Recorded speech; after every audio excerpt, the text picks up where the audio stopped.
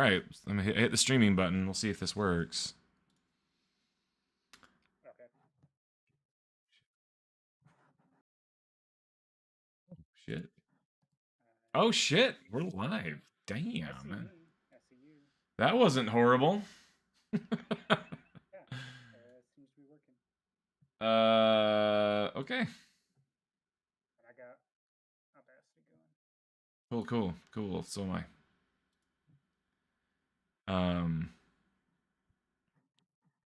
I don't have the fancy intro like Jared has. I don't have all the. You can just clap and go, man. Perfect. Are you ready? Yeah. All right. 1, 2, 3. Okay. 43.5. Good to know. Let's see here.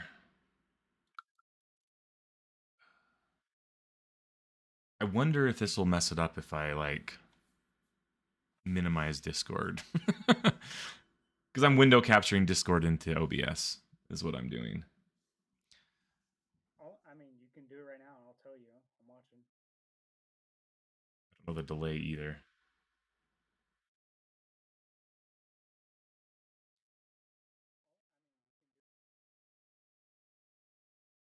Yeah, it's minimized. I can't see me. I don't see any movement in OBS. Yeah, I think it froze as soon as you minimized it. Now. Yeah. We won't do that then. We'll leave it up, and I'll just. Okay. That's fine. I mean, I'm talking to you on Discord. I just can't like adjust the window because it's being pulled into OBS. Okay, let me just adjust this. All right. I feel bad about my lighting since we're actually streaming. 1 second. And it'll give it time for the post to hit.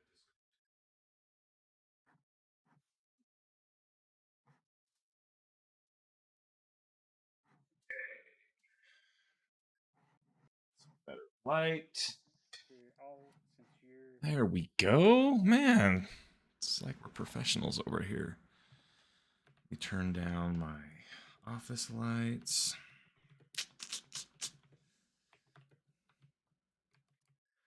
Ooh, there we go. Now we're talking. We want this, and we want lower about there. Okay. I posted in podcast. It's going to post automatically as well on the tens of viewers channel. Oh. That's okay. No, feel free to post. That's great. I just can't check because I'm streaming on Discord, so feel free to make.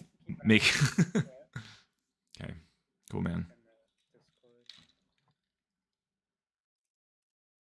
Still recording? We good? Yeah, everything looks good. All right. Hello, everybody, and welcome to a second. Hang on a second. I'm going to turn down my mic. We'll start again. Hello, everybody, and welcome to a second offering of the round table. What did we call it? The round table hold round table, part 2. My name is LeGrand Jolly. I am joined again by James Blake. James and I were here last time talking about Elden Ring. Casey, sadly, hey, congrats to Casey. He just had a baby like yesterday, which is why he's not joining us today. So congratulations to him. But James and I wanted to get on. It's been a couple weeks since we recorded that episode, and we wanted to record a follow-up to that where we can talk more about the Elden Ring. Now that we've had a legit, a serious amount of time to put into it. I've played nothing but Elden Ring since it came out, and don't really feel like playing anything else until I'm done with it because it is that freaking good. And even then, I might continue playing. But how you doing, James? Doing pretty well. I'm excited for Casey. I think having a baby is slightly more exciting than Elden Ring coming out. Depends on your level of hype. I don't know about that. I think it's more exciting than playing Elden Ring. But, I'll let other people be the judge of that. Yeah, it's fine. It's fine. So I think to get this started, I mean, back when we recorded the last episode, I think we were both, 15 to 20 hours in, maybe? Why don't you give us a quick update where you are in the game, and without spoiling too much, or without spoiling anything? So I'm about, I would say, say 50 to 55 hours, I think is my hour count. And my understanding, as I think at the beginning of the game, it says there's 6 great lords at this point, and I've gone through four. I've defeated four of them, and I think I know where the fifth one is, and I Did haven't you beat the gone one in through the the capital? biggest round. You said you were I in the did not capital. beat the one in the capital. Oh, okay. Is there one in the capital? There is. Then I may know where the last two are. Okay. I think there's more after that, though. I won't spoil anything. However, so you beat Stormvale Castle, Godfrey, right? Is that his name? Godric. Godric, the guy with the arms. Godric the Grafted. Yes. Yes. You beat Renala in the academy. You beat the snake Rykard. The Is the last one I beat, and then Renata, right, was the one that I guess we can talk a little bit about this, but they actually patched him who to who was have this? less damaging. Oh, the guy that's in the in Kaled in Redmane Hold. Star Scourge Radon is his name. Yeah. So, Okay.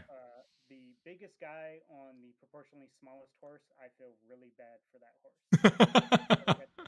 Like I that didn't horse is realize so what was good. going on I feel with like that that horse fight. is the most miserable creature I've seen in all of Elden Ring, and there are lots of miserable creatures because, I mean, he's like a giant, and then there's like this tiny regular. I mean, it's a regular size horse, but it's like he's riding on a regular size horse, and you're like, Yeah. wow. I think it's safe to say, okay, there's going to be some light spoilers in this chat. So if you're concerned about that, uh, James is in the capital. I just got past the capital. Anything pre that, we're not going to go crazy on spoilers, but if we just like mention, yo, this big dude is on a horse, like there's going to be some light spoilers. We're not going to like go into big story details or boss details in particular, especially for the main story bosses, but we might talk about some other stuff, especially like side content and stuff like that. So anyway, carry on. I agree. I think that fight was probably one of my favorite fights so far in the game. I freaking loved it. The Star Scourge Radon. I one-shotted it somehow. It didn't seem like it was terribly difficult, especially on horseback for the most part. I think I was on horseback for the first phase, and then after that, I jumped off to try to finish him off. And he like is one of those big bosses that telegraphs his attacks, really hard. I didn't have terrible trouble with him, so. But yeah, that fight was awesome though. I forgot about that boss. It's weird because I'm using his weapons now. One Jeremy Lamont, y'all may have heard of him, is joining us in chat and asking us how the Elden Ring is. So we're going to tell him. But yeah, it's pretty old. The ring is very Elden, Jeremy. So It's true. the thing with that fight is you have a quest line kind of leading up to that with Rainy the Witch, who I'm not. We won't talk too much more about her, but like there is a long, significant quest that you can do with her that I believe unlocks one of the endings. I don't consider that really a spoiler because you don't know what the ending is going to be. But Right. as I'm reading up on her like lore items and talking to her more and hearing other people talk about her, very interesting character. And so she kind of has these champions, and you go out and kind of help a couple of her champions, and then her champions come with you to, I think they call it the festival, right? Because the deal with Radon is he actually wants to die. Like he's caught. He's waiting for somebody to finish him off He's waiting in a for glorious battle. Yeah, he's stuck in this immortal loop, and he wants to die in battle. So basically, a bunch of you and a bunch of guys uh, go in and beat him. One of which is Alexander, who I call Pot Boy. He's the big boy that's a pot. So big pot boy or whatever you want to call him. And you go in and you can spawn the NPCs and you rush up to him and Oh, you really? yeah. Did you I didn't not get spawn that any option? NPCs. Oh, Mm-mm. you didn't spawn I them. didn't know you Okay. could. Yeah, but there's like an actual festival there. Yeah. Before in that place where you fought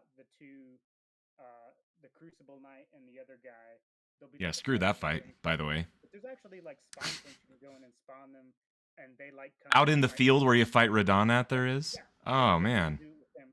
But I think if you spawn them, it gives like the enemy more health. but it's cool Okay. to like have them with you, and That would have been they're like awesome. I love that fight. battles and swinging stuff. So it's really cool. It reminds me, Interesting. um, there's the very last DLC of Dark Souls 2 has like a big NPC boss fight, and it kind of reminds me of that, except it's a one versus all instead of. Uh, I'm being told I'm very quiet, but the one versus all is aspect is very cool. I can I probably don't adjust really. your. Let me crank up your audio. So I would I'll turn you up. You're turned up now. Okay. You should be good now. I think a lot of people playing it, and I'm definitely going to see where I set on this, but it feels like one of the best um, From Software boss fights of kind of this era of From Software, the kind of Demon Souls on. I think I would agree that it's definitely one of the most like it gives you like an epic feel of like um, I feel like Elden Ring tends to or Elden Ring and the FromSoft games tend to shy away from this, but it does feel like an anime moment. Like this feels like an anime showdown moment. Like Dude, this it was is like so the end good. of end of season 3, facing the big bad. Like you're the puny guy on the ground, and he just comes in with this super slam attack, and you like dodge him, and then go in for a 1-2, and just like you feel that kind of underdog scale that you would feel like watching like an epic anime. Uh, Yeah. so The uh, interesting that thing with that that that fight. was a lot of fun, and it felt indulgent, but in a fun way. Like it was still a challenging fight, but it was like this is a fun Japanese style over the top action moment. Yeah, yeah, yeah. And the thing that they've been able to do with this game, and I think that, like, I played a lot of all the From Software games. I haven't beat them all, but that fight, the scale of the fight, and Right, because of the horse that you have, Torrent, your horse that you can summon and just cruise around on, you can do mounted combat. Like it really changes up the dynamic of this of because basically this fight to take place on a big battlefield and you're just chilling on this huge battlefield. It's just you against this guy, but he's going all over the place and you're going all over the place, and you hop on your horse and you hop off, you beat him up a little bit and you hop on and right away. And they've been able to, and there's been several battles where against different bosses that have been like they lean into the idea that you can move around the world right, faster. You're not just running on foot, but you have this horse that kind of help you cruise around. And so the scale feels bigger than other games. It seems like usually other boss fights in other From Software games, the majority of them you get into a small room, an arena, and you fight the boss. And some of them are bigger than others, but the majority of them are pretty close quarters, right? In right, this game, they're able to kind of get bigger scale, and the General Radon fight is definitely the highlight of that. Highlights that, and then there's several other boss fights, even Reichard in Volcano Manor was kind of that way, and all the tree sentinels you encounter, which by the way I've killed 3 of them now. That big, the big mounted horse at the beginning, I've killed 3 of those dudes now, different ones, yeah, and so yeah. but they've all been different. They've had different weapons, they've had different attacks. Like it's like they, um, I don't know, they've done some cool stuff with reusing bosses, but making them a little bit different and Yeah. tweaking them, which is what allows the different variety in this game, I think. That, so I think this is kind of two divergent thoughts, but I think they're semi-related. And one is I think the horse combat was a thing that I was not expecting to be that much in this game. Like I thought when they showed off Torrent, I was like, oh, okay, like they're going to use this for a few bosses. Like there was the Yeah. one they showed. I know you said you didn't watch a lot of the trailers, but there was one they showed early on. I think when they first showed Torrent, where you're like double jumping during the dragon fight, which is actually a really cool thing you need to do when the dragon does like the fire breath or whatever. Yeah. Um, it turns out there's actually a lot of dragons in this game, so there's a lot of chances to fight them that way. But there's a number of times where you'll encounter a boss or a boss sized enemy. I think about the Erd Tree Elders that are like at the base of the smaller Erd trees Hmm. that you can fight on horseback if you want to. I don't always find that easier, but you can. Um, it's it's it's different because it takes longer yeah, for sure, but yeah, you can definitely be safer that way by dodging attacks, sprinting in with your horse, whack whack whack, and then sprint away. It definitely lends itself to that if you have the patience for that type of right. fighting in this game. And For sure.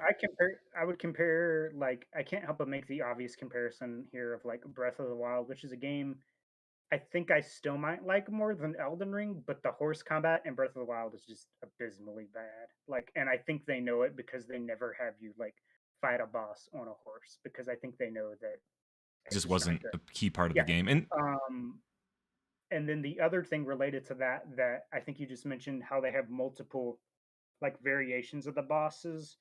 I think a lot of people have said like, "Oh, that's why Elden Ring isn't a perfect game." Which, first of all, like, I don't know why we're trying to hold this game to that barometer. Besides the hype thing, but like, I feel like every open world game reuses stuff to a certain extent, and I don't mind encountering the different enemies again in different contexts because, like, even uh, just putting it in a different environment and letting you use the horse the second time around, like it feels like a different fight, or you can maneuver more, or there's something else going on in the world that makes it interesting. Like um, it's a pretty early on boss. There's like a kind of a fox. I can't think of another boss that's like very similar to. There's a fox boss, and it shows up twice in two other areas that I've encountered. And every time it's felt different enough that I'm not just like, oh, this is like a rehash of the fight I've already done. It's like, there was other stuff going on, or there was like small ads like also chasing me at the same time. Um, so I think it's okay for them to reuse those. Like how many times do you play like another open world game and it's like I was trying to think Witcher 3, like how many times do you go in and fight the same Griffith over and over again and yet right. people don't seem to have a problem with that. And so it's like it's kind of the same Yeah. deal to me. I think it's what feels cool about it. For example, the boss that is in that castle near the beginning, there's the jellyfish on the ground. I can't remember the name of that boss. Like I don't remember. Anyway, I've come across several of them, but the difference is like that first time I fought that guy, it was a big pain in the ass. Like it was hard. And it took me 15 tries probably. And now my guy is so much more powerful when I come across that boss. And I'm not gonna say he's just in there as a standard enemy, but he'll just be in with a pack of other Right. dudes, right? And you'll come across that same boss, but it's a better experience, and you Oh yeah. feel good because I walk up and just smack him in the face and he falls over. Like I don't have to Right. like Right. I don't have to think as hard. Or for example, that lion that has the dagger in his mouth that you fight in Stormvale, Oh yeah. that one little fight on the off to the side. And I've come across several of them at this point, like maybe two or three others. In fact, you fight him with like another boss or you fight two of them at the same time in Yeah. Redmane Castle. Um, but at that point, you're like so much more powerful that you can take them on, and you can hit them harder, and that makes you feel that progression, and it makes you feel good because your character has gotten more powerful, and that's awesome, And yeah. and that makes a difference, I think. And I think that that's what makes it feel okay. And to your point, that one side of they're in different contexts, they may be in a different configuration with other Right. smaller enemies, they're in a place where you can use your horse or not. um but the power that you feel of being able to now take them Yeah. on without even breaking a sweat, like where previously it was like knuckles white knuckled on your controller just trying to figure it out, and you finally do it and you're just so excited, and then later on 20 hours later you're just mopping the floor with them and it feels great. Like And I honestly, think, I think about from a game design perspective, I think you don't want to like I think some people you don't want to overload like having your players still be learning like new enemy move sets and all that stuff at the end of the game. Like they want to feel like they've gotten a mastery, right? So I think if you constantly threw in new enemies with new move sets all the time, I think it would just make what's already feeling like a really long end game just really drag out. That's I think we could talk about too because I'll be honest, like every time I think I've turned the corner in this game and I'm about to get the straight way to the finish line, it's like, no, there's like a whole other layer of verticality or depth or we were talking about before the underground area, which has like three main sections, and each one of those sections has like another layer to it. there's another Like one you too that you're not even thinking about. There's four. oh The yeah, underground city of Noxtella that you eventually get to through Ronnie's quest. yeah, yeah. Well, it's connected to They're all the connected. Sofra I mean, River or whatever. But I'm yeah, saying yeah, on the yeah. map, there's like three different Right. sections of the map that are distinct. but it's like there's all connected and have like a verticality to them, which usually like the further down you go, the closer you are to kind of accomplishing that zone. And each one of those I've been like, okay, I think I've like exhausted this area, and then I realized like, no, there's like another passageway. Like what the last really like gate I had, I'll just say was like the Twin Gargoyles boss. I don't know if you fought that one yet. Where are they at? Maybe. They are they are in the um the second main underground area. I'm trying to think. They're they're on the they're like you And the gargoyles. area where you go to the um trying to think of all there's so many names in this game. But the twin gargoyles are kind of like behind a waterfall behind some jellyfish. Um they're easy to miss, and I ended up going that route through and back around to get to the I don't think I've fought them. yeah, but Valiant Gargoyle they're on the and gargoyle. The Sifra aqueducts. yeah. I don't So, think so. Gargoyles, Great Sword, Gargoyles. There's two of them at the same time. well, halfway through the fight with the first one, the second one pops out. So that Oh, was that I like a definitely have not real fought them. bear of a fight for me, um, and that was like the next. I felt like gate point because once I got that, I got some more upgrade material I needed, and then I upgraded to like level 9 on my. I'm using the winged scythe that does like holy damage and scales with it has some bleeding as well. And so it's a nice mix of like doing that physical bleed damage and then also doing some holy damage, which some enemies are weak to. And since I'm doing a faith build, I kind of get some scale with the holy damage. Yeah, yeah. Uh, and so that was uh, that was like I didn't even know they were back there until I looked up like, hey, where do I get this upgrade material? And B, like you beat them, and then there's like a little thing prompt somewhere, and you click it, and it takes you to a whole other area of the map. And I'm like, what? There's more to this place. Oh, So really? it was, yeah. I So gotta go it's find those guys and beat them up. yeah, that's what I'm saying. Is like the underground areas especially feel like full on like each one I feel like I've spent 5 to 6 hours in just exploring, Mm-hmm. and I don't even think the third one the third one, which is the one in the top right, I don't even think I've explored everything yet. I don't think I've Um, been to that one. Then maybe I'm missing something with the yeah, underground.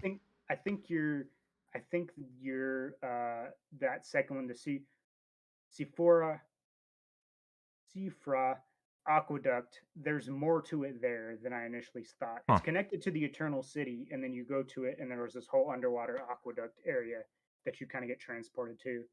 Weird. Yeah, so Did you do it's the stuff with one. the coffin where you go down the coffin? Yeah, yeah. That stuff's cool. That was awesome. So Like, huh? that Climb in this there's a coffin? whole Like, yes. that was a that they've done that in Dark Souls 1. There was a secret area involving a certain kind of it's not really a side quest. They used to have things called covenants. That was more of a Dark Souls thing. That was kind of like a multiplayer Uh huh. thing, and there was a covenant where you got into a grave and it transported you to kind of the covenant area. Um, so that is just one of the things that I was really impressed because the overworld's already vast, and I haven't even gotten to the top right area. I know there's a top right. There's like a The land of the giants. I Land of haven't the even Giants or gotten something. there. Yeah. And I still have like uh, kind of in the volcano mountain. I still have a couple bosses I think to fight there, and then I Did you beat that know Morning Star, that falling star beast up on the? no, I haven't I gotten finally back was and able to fought it beat that yet. guy. I haven't gone back since I've upgraded my stuff to fight him. Um, that's one I need to go back to, and then also I have to do the city. Which the other thing about the city is like there's like, and I think someone tells you early on, there's like massive sewer section underneath the city, and I started Oh, exploring that. And I was like, in the oh my capital. goodness, yeah, Yeah, it's not that big.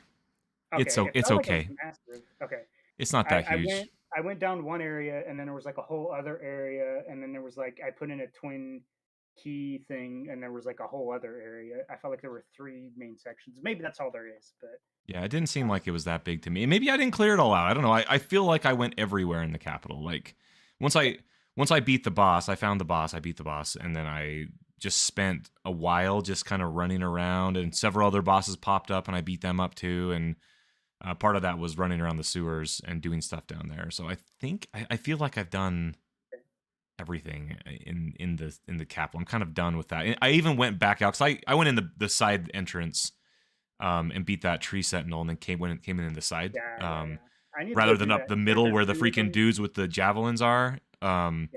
But I made a point to go back out the entrance and go kick the shit out of those guys because they sucked. When you're trying to ride up to the capital the first time, when you're in the Altus Plateau and you're heading up there, and all of a sudden you start getting nailed from who knows where by these ridiculous ballistas, and you're like, what is going on?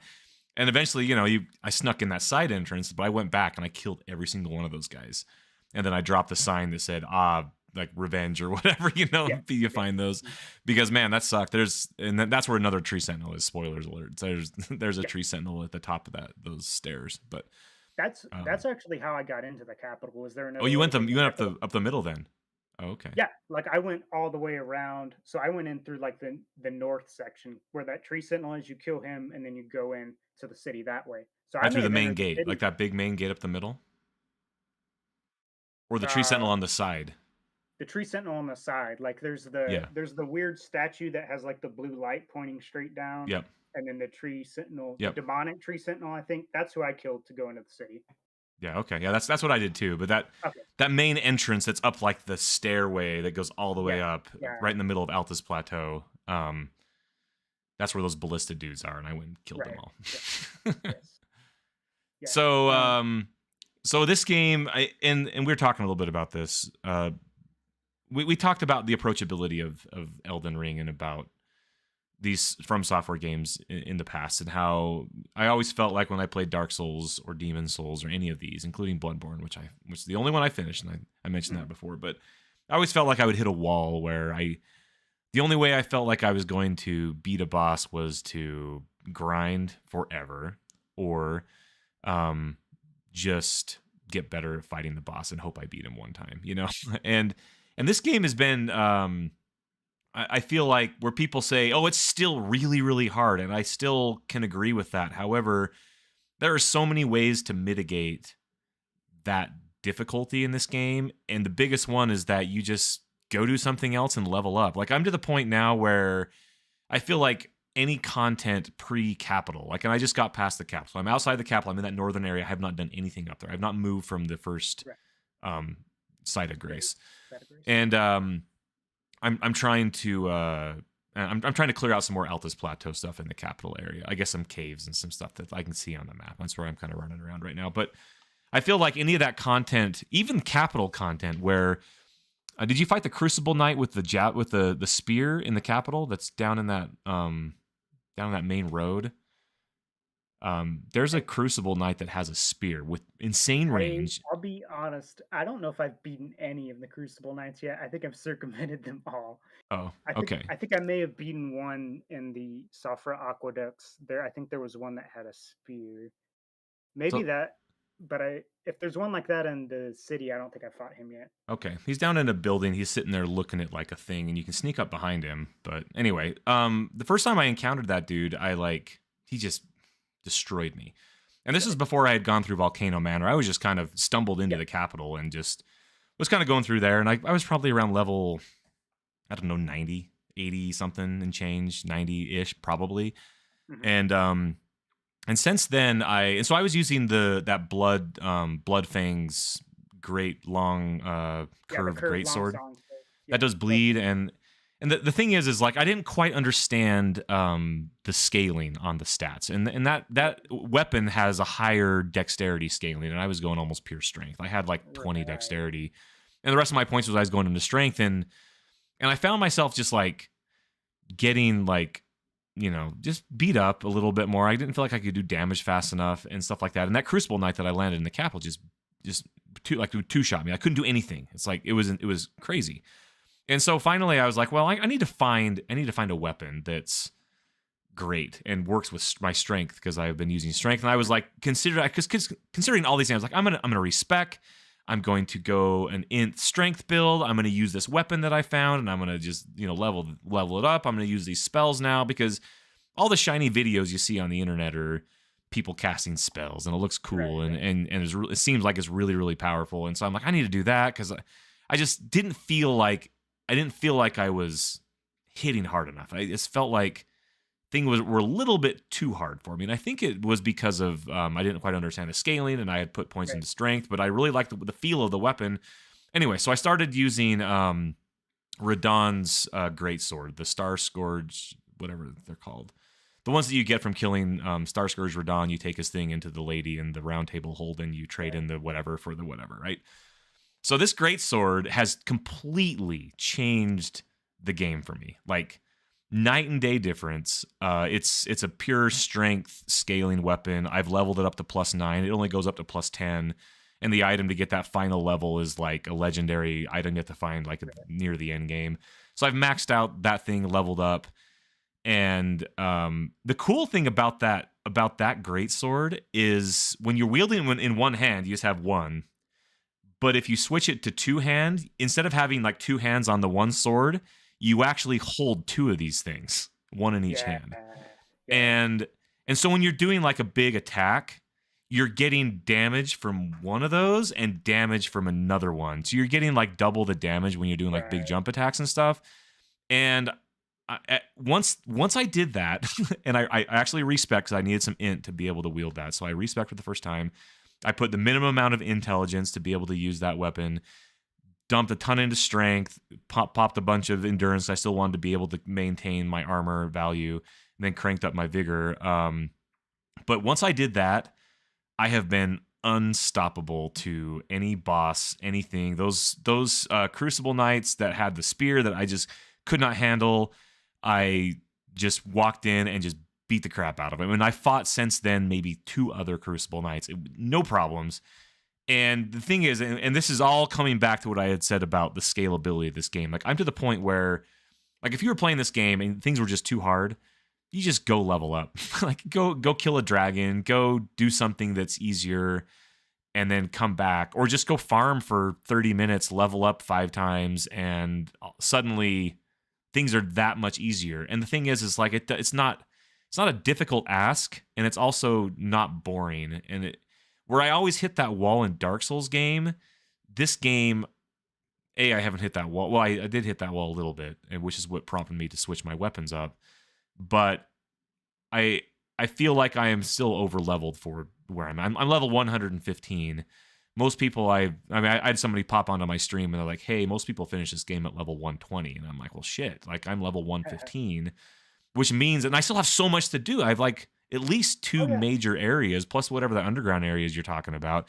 But I feel like I could just walk into the underground area with my current build and just go run over everything yeah. in that zone. And the thing is that it will scale, and those enemies are going to drop the same number of runes. So as Exactly. you get like, I'm getting closer to where like I'll beat like a boss or two and still not be able to level up sometimes, Yeah, what level depending are on you the at kind of level of right the now? boss. I think I'm at 99 or 100, so I'm starting to enter that space where I really have to do like a 30-minute run before I can level up, and I think that's how they want it. Um, Traditionally, I would say 120 has been kind of like the unofficial level cap for like doing PvP in these games, Yep, it is the and that same for seems Elden to Ring. be kind of where people are landing in from Elden Ring when I'm talking to the people who play PvP. So that's actually, I think, great that they want you to finish the game around 120, or it seems to be balanced that way.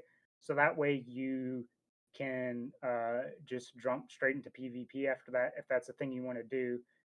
And but the thing is also, and I've done this before, is just like sometimes the fun is just clearing out everything else, and then you can just go buy all the crap from vendors you skip before, like, oh, I didn't buy that armor set, or oh, I didn't buy these weapons.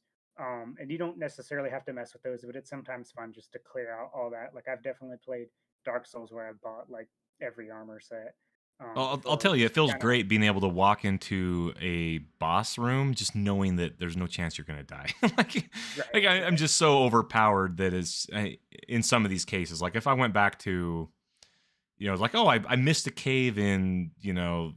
Raya I, Lucaria, like yeah, or somewhere. It's like I'll just walk over there and just go beat the guy up. Like It's not even a thing, but the crazy part is like in a lot of cases, those bosses will drop weapons that are legit, like end game weapons that would scale and would be a Yeah. viable build later down the road. So it's like nothing that you find is ever.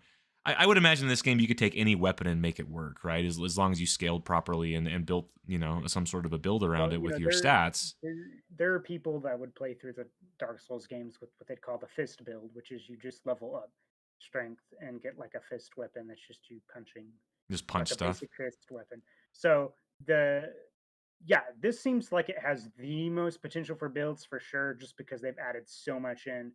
There's so like even just looking at how many like uh I think they're called incantations and sorceries are in this game. You could do so many just different types of magic builds. You could do so many different types of weapons builds. I haven't even equipped a shield playing this game, so I don't even know what all the different shields are that can do like because I know some of the shields like have special weapon arts, but I've never even used those. Like I'll be honest, I haven't even dipped into the weapon arts because every weapon I've used has had like a custom weapon art, so I haven't even been Right. able to swap out to other ones. Like that's a whole other mechanic system of customization that you could do. Um, and then there's like even just like item usage that I think maybe didn't get used a lot in PvE that you could use in PvP to do all kinds of silly shenanigans. Like, there's those stones you can throw that the enemies throw that do like three short magic missiles. Mhm. I could see that being really annoying in like a PvP fight and just stuff like that. That like I haven't even touched. Like Yeah. the consumable and crafting is like a whole layer that I haven't even like I It's craft hard to remember to the do everything. It's like you only do yeah, it when you feel like you have to. I craft the stuff that like gives you immunity to things, Yep. like poison or scarlet rot. I I am annoyed by how hard it is to find those cave crystals to make them more scarlet Oh, I rot. know. I think there's only like two or three caves I found so far in the game that has it, and it's very annoying. Yeah, Um, that I think I'm done with the Scarlet Rot areas, so I don't think I yeah, need to go back. But I mean, I beat the Scarlet Rot dragon. I beat that asshole in the middle of the Lake of Rot, yeah, the dragonkin down there, and I cleared out all of the Lake of Rot area. And so I don't think I'm going back, which is right, good because I actually used my last one of those Scarlet Rot items when I fought that dragonkin boss. But you know what? That dude knocked me off the ledge anyways into the Scarlet Rod, and I ended up, getting it anyways, even though I right, ran all the way across the lake, jumped on the ledge, popped one of those items, and then engaged with the boss. And I'm like, okay, I'll just fight him on this platform. Nah, it wasn't gonna work. right, He right. knocked me off, and I ended up in the rod anyways. And man, that stuff ticks hard. Like poison's annoying, but wow, like Yeah, the rot. Scarlet Rot goes. And the thing is, like, one little bout of Scarlet Rot, and I have a ton of vigor. I have a ton of health in this Yeah, game.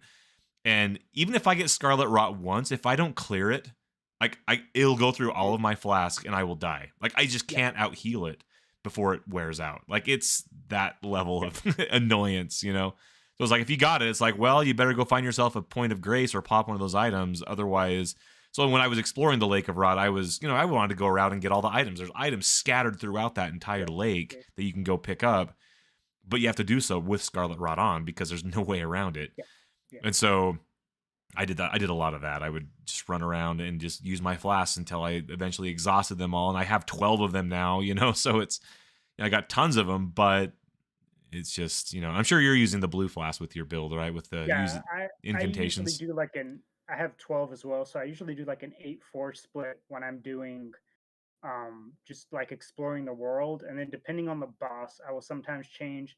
Like there's some bosses that I straight up just tank and don't even try to use magic because some of them have very high immunities to magic, and other ones I will do some magic with.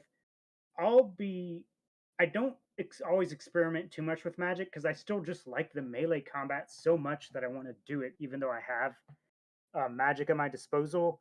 So I have like dark fire and lightning Oh, spells that I cool. That can dark use. fire stuff's awesome.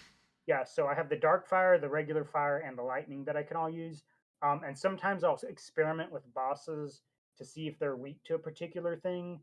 if I'm having trouble with the boss, and sometimes they are, and so I'll do like my little summon, and then I'll have, maybe from a vial, I'll do the dark orb damage, that'll kind of stack up, and that'll be one way. That's the way I actually did the boss at the bottom of the area. Not because I couldn't do it melee, but Which just was the because boss down there? it was I can't remember, but it was kind of like a scorpion Yeah, yeah, yeah. spellcaster thing. And the thing is if it grabbed me, it one shotted me because it had a grab Oh move. yeah, that crystal down in the blue area, Yeah, right? if it grabbed you, it basically chomped on you until you were dead. And like I had Yeah. a lot of health, and I was like, I'm just gonna stand back and pew pew this thing with some dark bolts, and so that's how I beat that one. So uh, my faith build kind of has some flexibility. I like having the lightning things for just zapping enemies from afar that I don't want to mess with. Um, there are, I think they're called mimics in this game. They're kind of the little sludge things that sometimes change shape. I just lightning those guys. They're so annoying. I'm just like lightning you from afar. Yeah. If you're lightning them far enough, they don't actually change form, and so they don't have as many hit points, which is a cool little tip in case you didn't know that. Yeah, yeah. Well, let's talk a little bit about. You wanted to talk about the environmental design in the game. Yeah, Uh, what particular were you looking to? think I think the thing that I want to talk to is someone who's really a FromSoft fan from like kind of Dark Souls on. I mean, I went back and played Demon Souls.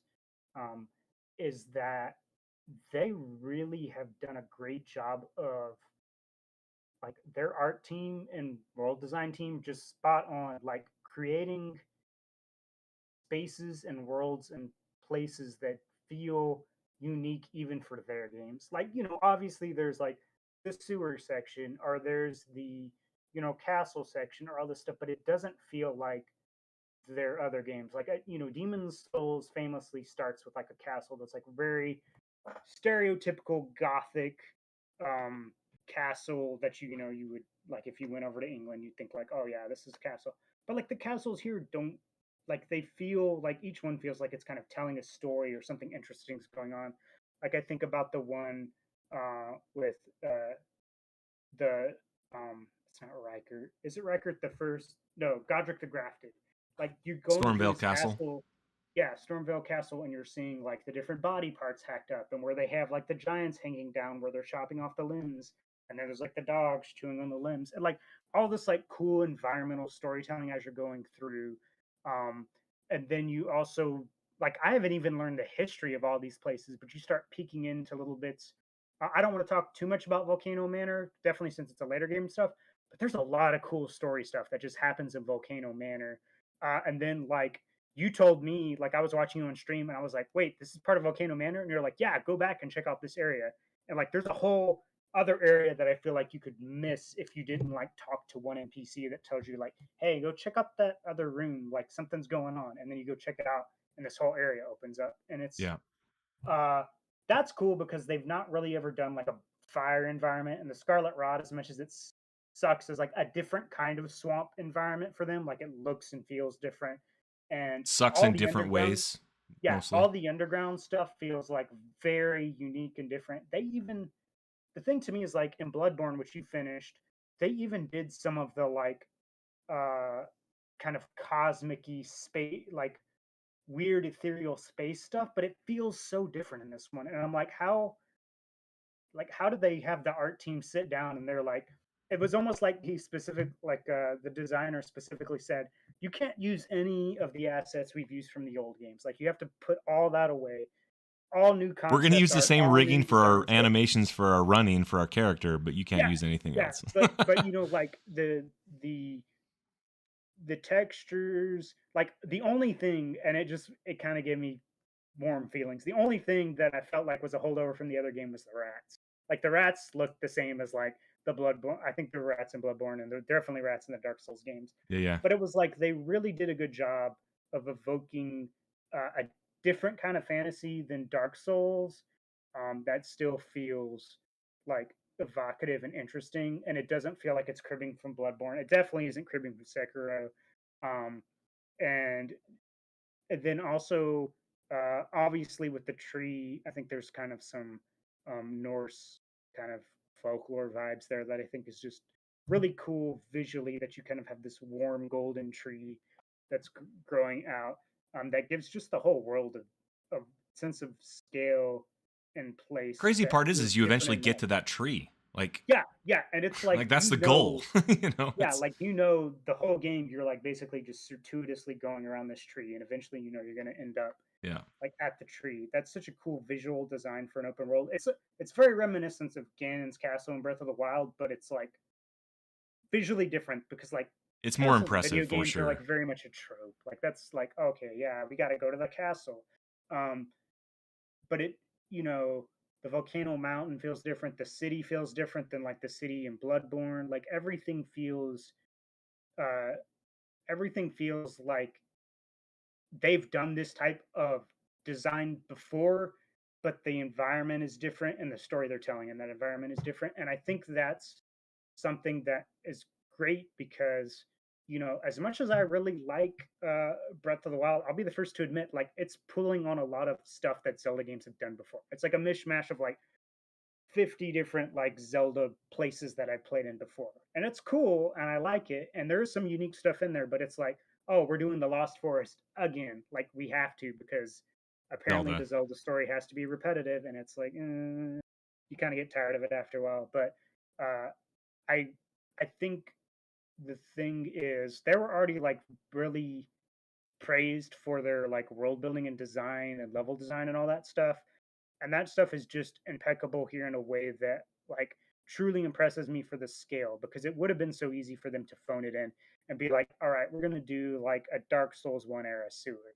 but none of the sewers feel like the sewers that I went through in Dark Souls 1, or we're going to do a Dark Souls 3 era castle and none of the castles feel like the castles I played through in Dark Souls 3. Like they could Right. have easily just cribbed from stuff they've done, but it felt like they intentionally went in and said, we're not going to do anything exactly like we did it before. We're going to do unique stuff and we're going to make it look interesting and cool and different.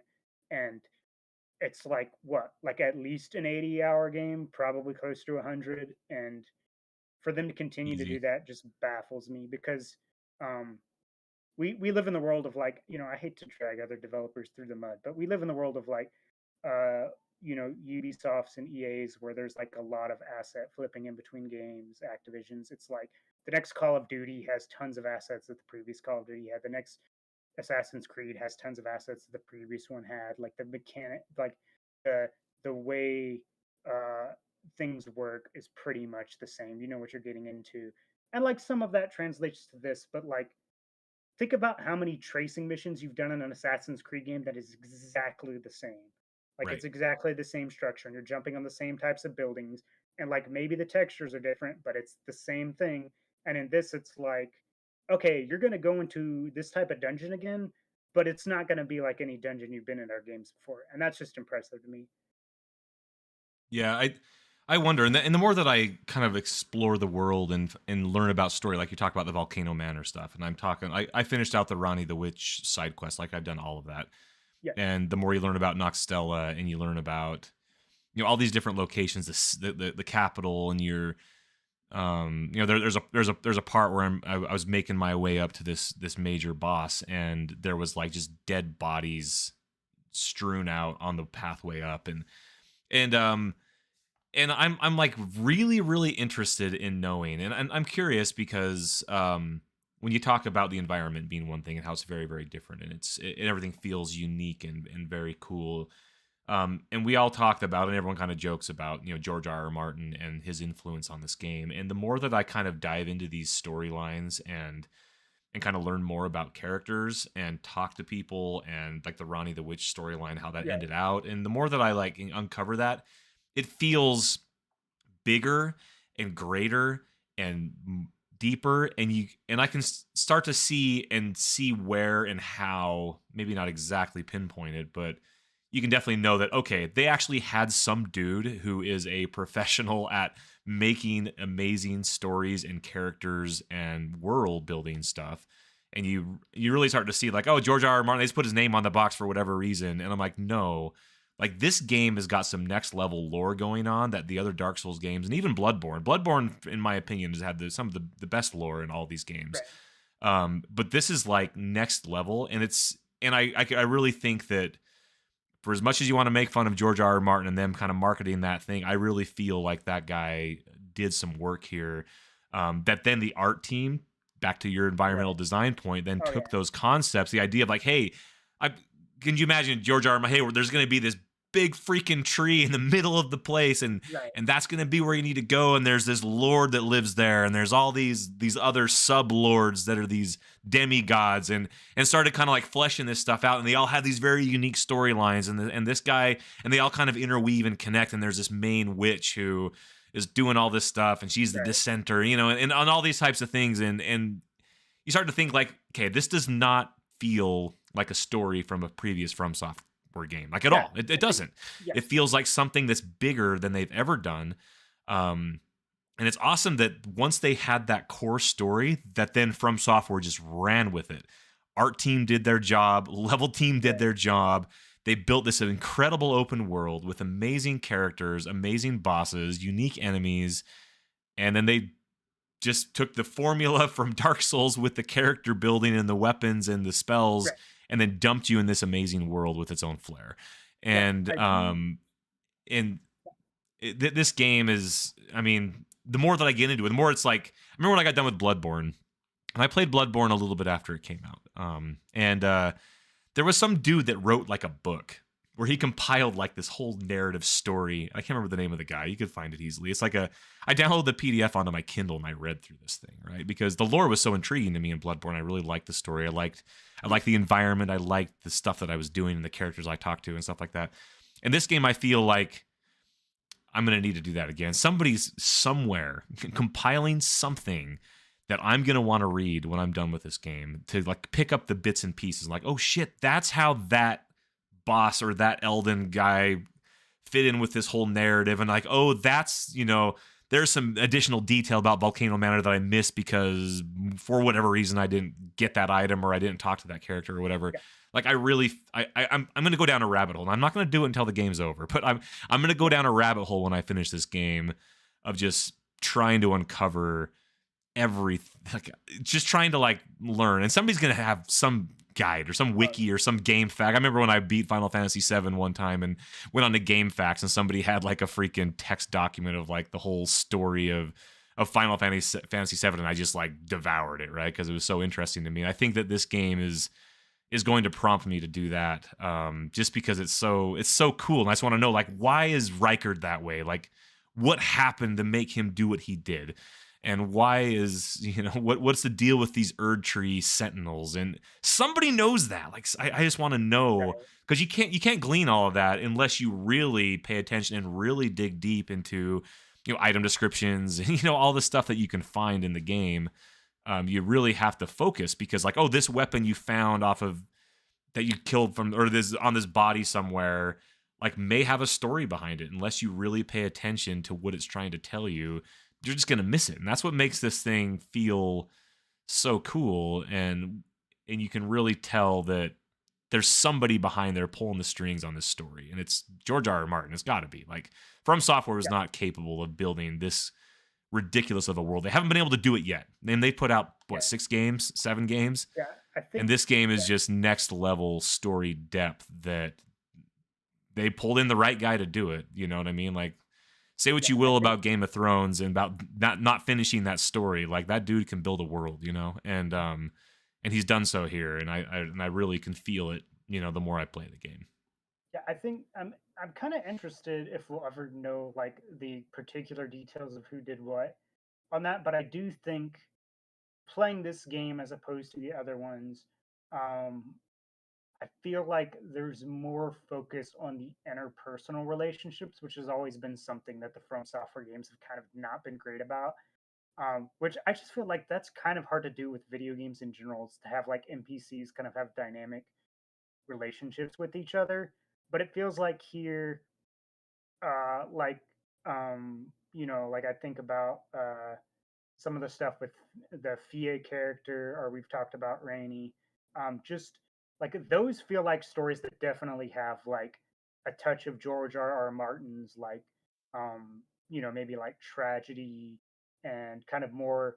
I guess it has more of a sense of theatrics to it than like like I remember like doing the Thea storyline and then finding out what happens next and kind of being like, oh crap, like that was kind of a that felt like a dramatic build up to a moment of kind of saying like, okay, there's more to this character than I expect.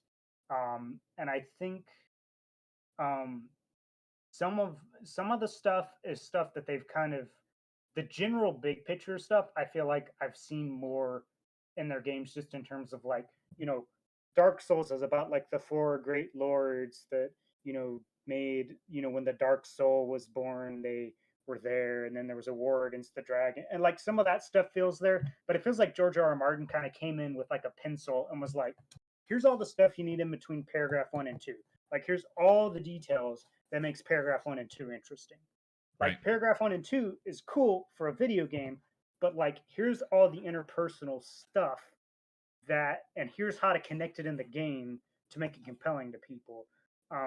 Because like there've been lore bits in there, like Dark Souls had some cool stuff about like Gwyn and his family, because Gwyn's the guy you fight at the end of Dark Souls 1.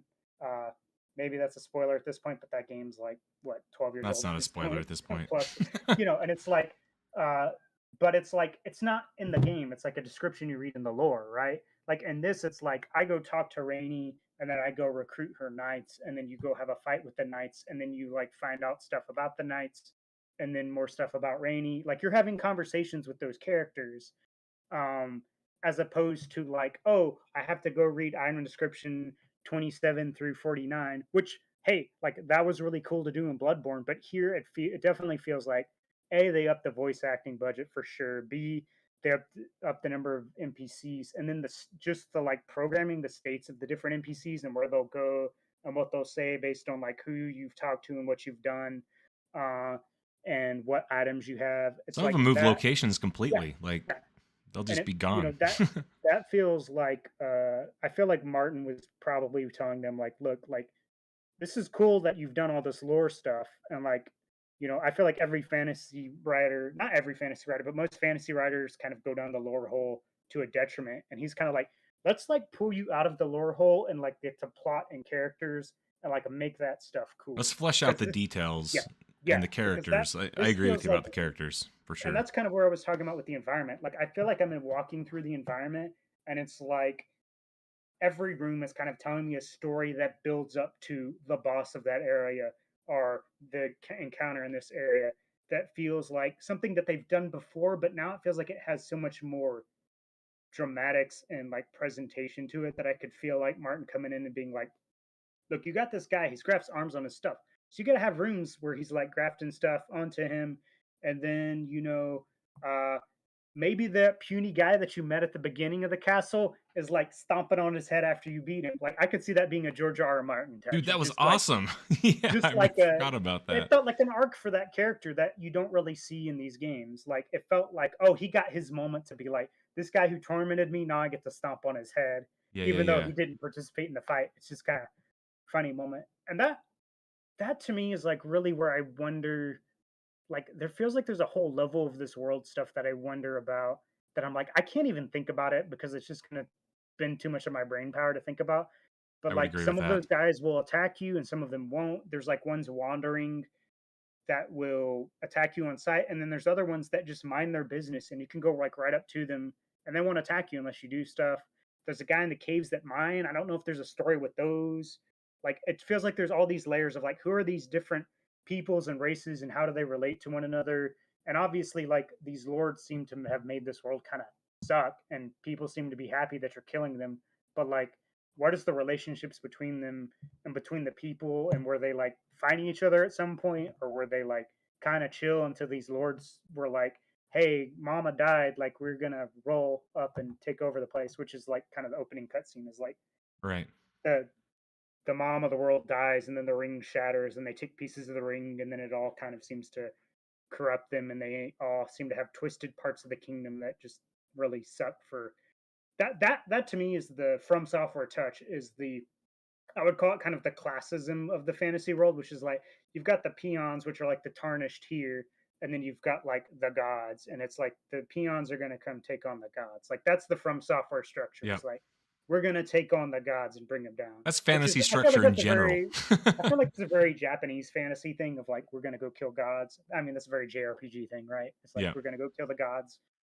So, uh, yeah, I lots of interesting lore and story stuff for sure that we could. I felt like we could talk about a lot without ever really talking about it because like there's so much of the specifics I just don't even know. Because if I stopped to read every item description in this game, like this would be like a 300-hour game because there's so much text. There's Like tons. there's like three.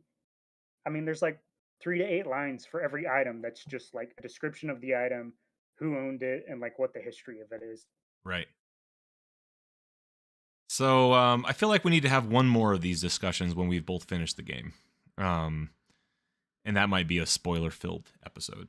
Yeah. I think that we should do that at some point. I think that we've kind of got our off our chests, like our overall feelings. Obviously, this game is one of the best games I've ever played in my life. Like it's done something. It's triggered my imagination to a level that most games don't, and captured my time more than most games, especially a single player game, has done in a long time. So I feel like we've uncovered a bunch and kind of talked in depth about a lot of different things. I think that our next episode of this will take place after James and I have both finished the game, and we'll have a spoiler filled. We'll just go Right. and we'll kind of do that.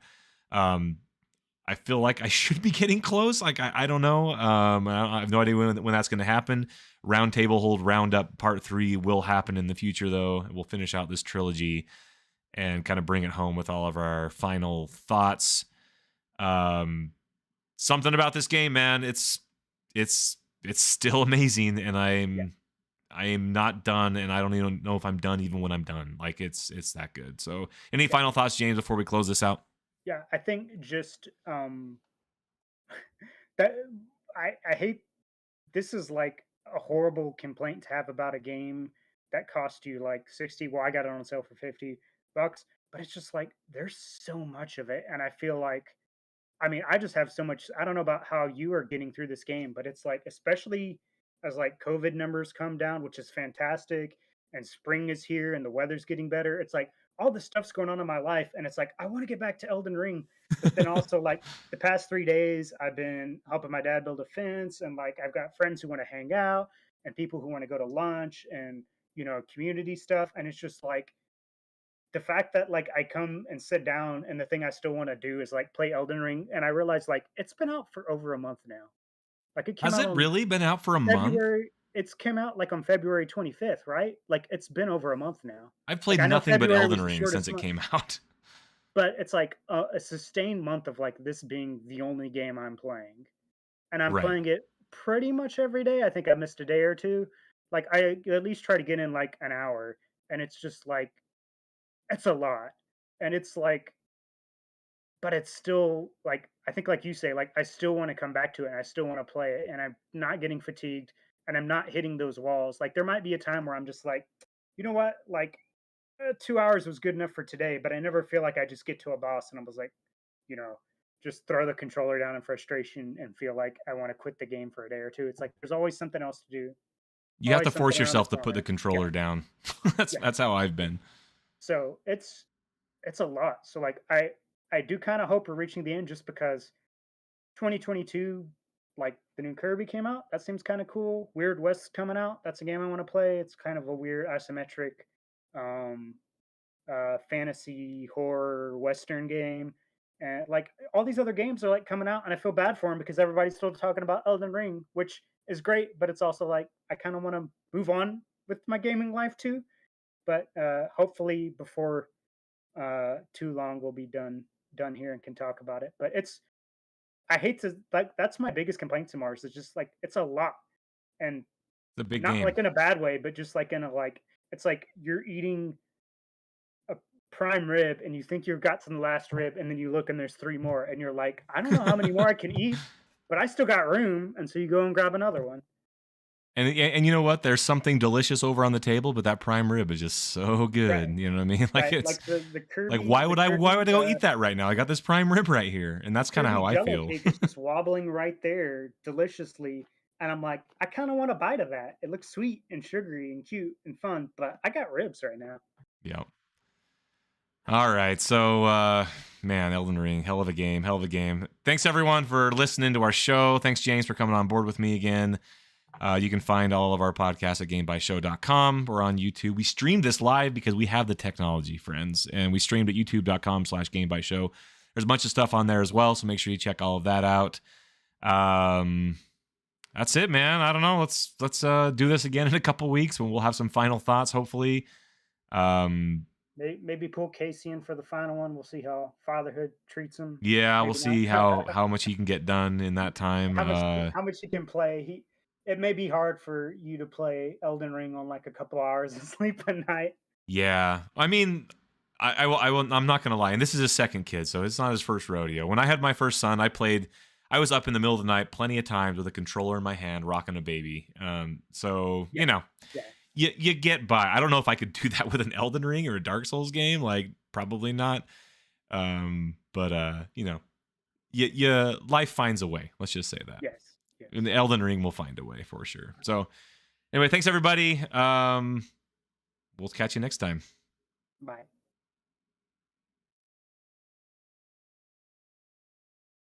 That was great. That was fantastic, actually.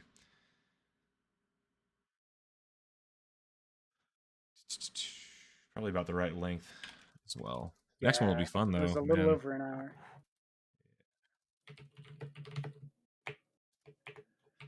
All right, I'm gonna export mine. If you want to put yours in that Dropbox again, and I'll mash it all up and post it like tomorrow or the next day. I'm gonna go play some more Elden Ring. I gotta go find that bot, those twin gargoyles you beat. Yeah, it's like I fought when you lots of fight the those second. gargoyles, but not two at the same time. Do you know in the Sofra basin where you fight the second like ancestral beast like deer thing? Uh-huh. There's to the left of that, there's like a little pathway that goes up, and there's just a bunch of jellyfish chilling that aren't aggro or anything. And you go up that way, and then you like fall down a little platform, and then there's like a side of grace right there, and then you go up that way, and there's a whole little section back there Shoot. that's like Is a it out of that boss awkward. room then? Is it, or Yeah, is it's it out of before you that get to boss because it's the boss room is like the temple, right? And then you go up to the deer and you put your hand on it and it teleports you. Yeah, yeah. But you just go where the temple is and you go to the left of that where like those two dudes are chilling out back there and you just run past them. I I had wonder to how I I had to missed look that. it up on the map. Honestly, I was looking for where to get um the it's not Twinkling Titanite, the the shard, the special shard, the somber shard number 7. I had 8 and 9. I was looking forward to get 7, and they're like, "Oh, go beat this boss, and I'll take you to area where there's sevens." Huh. So, uh, yeah, Yeah, my twin great sword, that star shard great sword, whatever it's called, is +9. That's what I have it at. It's badass. It hits so hard. yeah. It's really good. I'm gonna stop the stream. Thanks for tuning in.